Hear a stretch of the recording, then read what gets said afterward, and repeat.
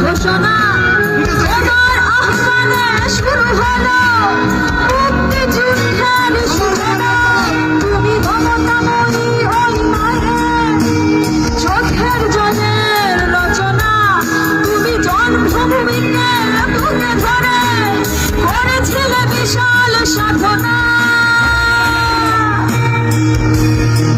আলোয় পাখিদের কলরবে ভেসে আসে গান পেতে আজও শুনি